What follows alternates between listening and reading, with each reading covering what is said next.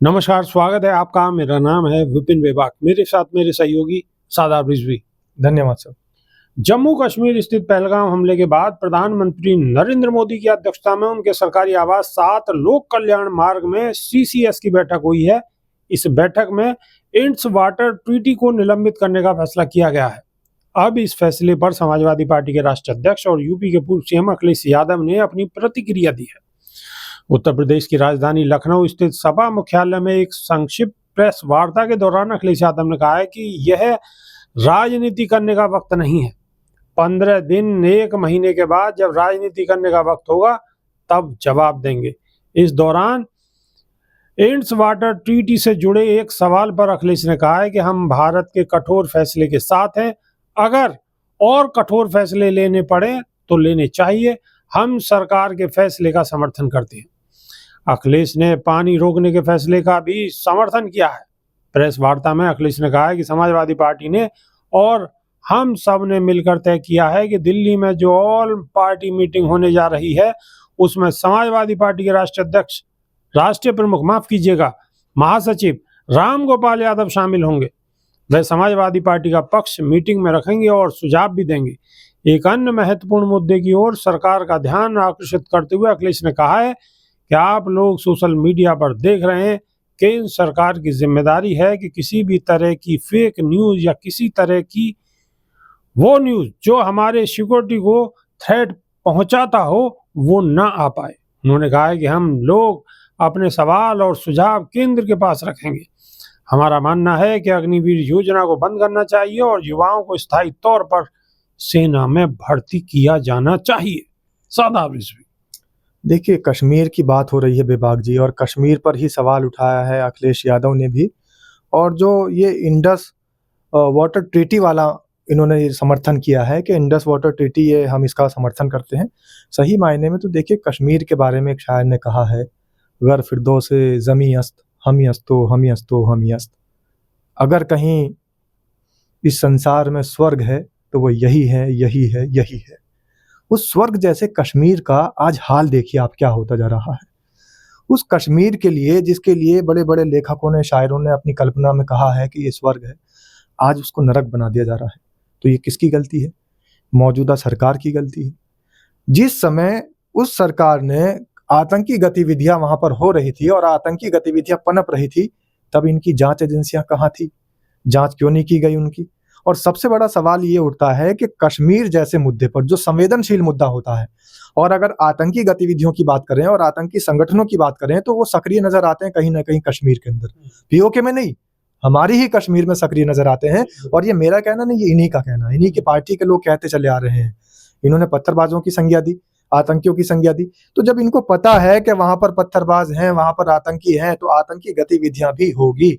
लेकिन सादाब रिजवी, आप पत्थरबाज नहीं कह सकते। अब आप जितनी भी वीडियो आ रही है सोशल मीडिया के माध्यम से, जितनी भी जम्मू कश्मीर से वीडियो आ रही है, उसमें सारे लोग इस जो घटना हुई है उसकी निंदा कर रहे हैं और लगातार सरकार से मांग कर रहे हैं कि न्याय होना चाहिए और जो जिन्होंने ये घटना की है उन्हें कठोर से कठोर सजा मिलनी चाहिए। लगातार पूरे जम्मू कश्मीर के अंदर लगातार और देश के हर कोने में जहां भी कश्मीरी हैं, जहां भी कश्मीरियत है, जहां भी अच्छे लोग हैं, आज भी आप जो मीडिया कोशिश कर रहा है किसी न किसी तरीके से डाइवर्ट करने की, लेकिन आप देखोगे सोशल मीडिया पे सारी वीडियो आपको मिल जाएंगी।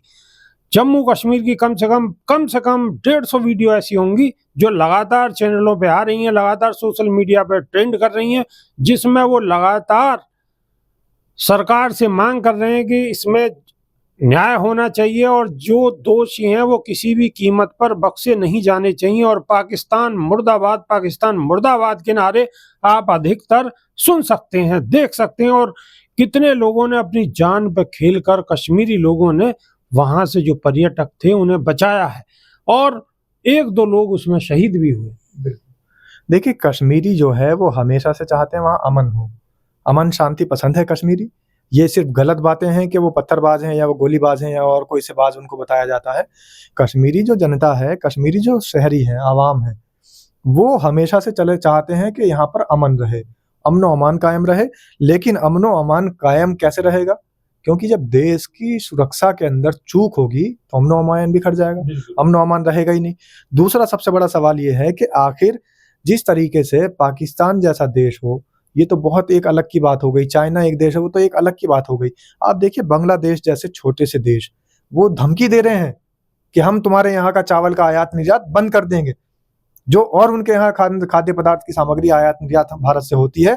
तो इस तरीके के छोटे देशों का भी थ्रेट देना ये साफ तौर पर जाहिर कर रहा है कि हमारे देश की कहीं ना कहीं साख इस सरकार ने गिरा रखी है और गिरती जा रही है।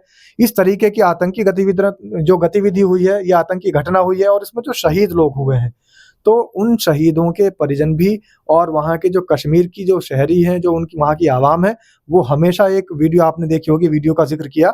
मैं उन चैनलों की बात नहीं कर रहा जो चैनल हमेशा से सौहार्द बिगाड़ने की कोशिश में लगे हुए हैं, जो आपसी भाईचारा खत्म करने की कोशिश में लगे हुए हैं, जो पाकिस्तान के नाम पर किसी एक धर्म विशेष समुदाय को टारगेट करते हैं। मैं उन चैनलों की बात नहीं कर रहा हूं, मैं सोशल मीडिया प्लेटफॉर्म की बात कर रहा हूं। वहां पर मुझे एक वीडियो दिखाई दी कि कश्मीरी शहरियों ने एक नारा लगाया कि जितने भी हमारे यहाँ टूरिस्ट आते हैं वो हमारे लिए फरिश्ते हैं, टूरिस्टों को सपोर्ट मिलनी चाहिए और जितने लोग बाहर से आते हैं वो हमारे लिए रोजी रोटी उन्हीं से चलती है उनकी। और दूसरी बात मैंने जो शुरू में एक लाइन कही थी कि अगर इस दुनिया में कहीं स्वर्ग है तो यही है, कश्मीर में है। तो स्वर्ग देखने के लिए दुनिया जा रही है और वहां पर लोगों के ऊपर जब आतंकी हमला होगा तो स्वर्ग जब नरक में बदल जाएगा तो जिम्मेदारी किसकी होगी?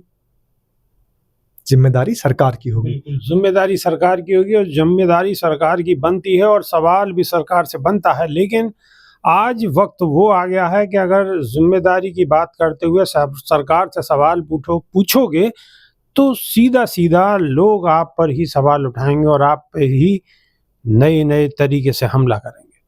तो ये कहीं ना कहीं गलत है। सरकार हम सब लोगों ने मिलकर बनाई है और अगर कोई ऐसी घटना हुई है तो दोष भी सरकार को मिलेगा ही और सवाल सरकार से पूछे जाएंगे। तो जवाब सरकार को देना है कि चूक आखिर क्यों हुई और आगे कार्रवाई क्या होगी। तो अभी के लिए सिर्फ इतना ही, नई वीडियो में फिर रूबरू होंगे। बहुत बहुत शुक्रिया, नमस्कार, धन्यवाद सर।